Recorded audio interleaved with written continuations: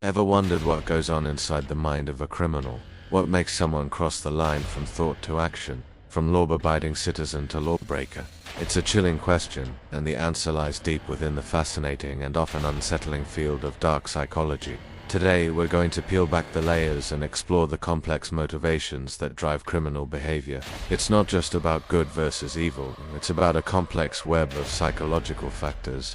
Let's start with a key concept: the dark triad.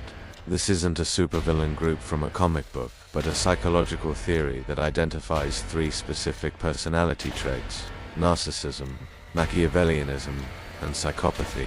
Individuals high in these traits often show up in criminal populations. Narcissists have an inflated sense of self-importance and a deep need for admiration, which can lead them to commit crimes to maintain their fragile ego or status. Think of a fraudster who cons people out of their life savings just to fund a lavish lifestyle they feel they deserve. Then there's Machiavellianism. This trait is all about manipulation, cunning, and a cynical disregard for morality. People high in Machiavellianism see others as pawns in their own game.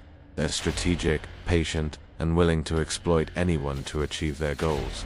This is the mindset of a calculated con artist or a corporate criminal who masterminds a complex scheme for personal gain, without a second thought for the lives they might ruin.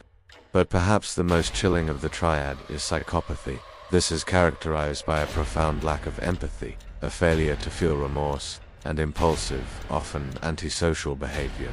A psychopath doesn't just lack a moral compass, they don't even understand why one is necessary. They can inflict pain and suffering without feeling a thing, which makes them particularly dangerous. This isn't just about violent criminals. It can also manifest in individuals who are charming on the surface, but are ruthlessly manipulative underneath. But it's not just about personality traits. Our environment plays a huge role. Think about it. A child who grows up surrounded by violence, neglect, or constant instability learns a very different set of rules about the world. This is where theories like social learning theory come in. It suggests that people, especially children, can learn aggressive and criminal behaviors by observing others.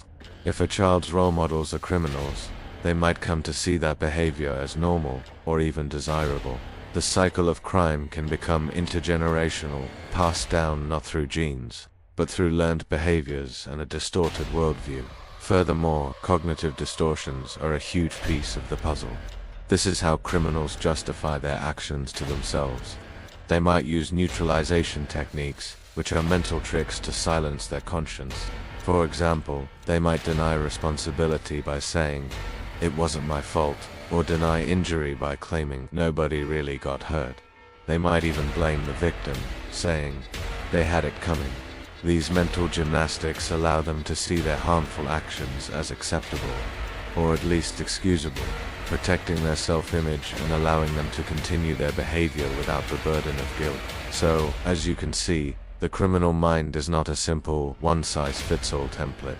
It's a complex, dark tapestry woven from threads of personality, environment, and distorted thinking. Understanding these psychological drivers is the first step, not only toward solving crimes, but also toward prevention. By addressing the root causes like childhood trauma and learned behaviors and understanding the cognitive traps people fall into, we can work towards building a safer, more empathetic society.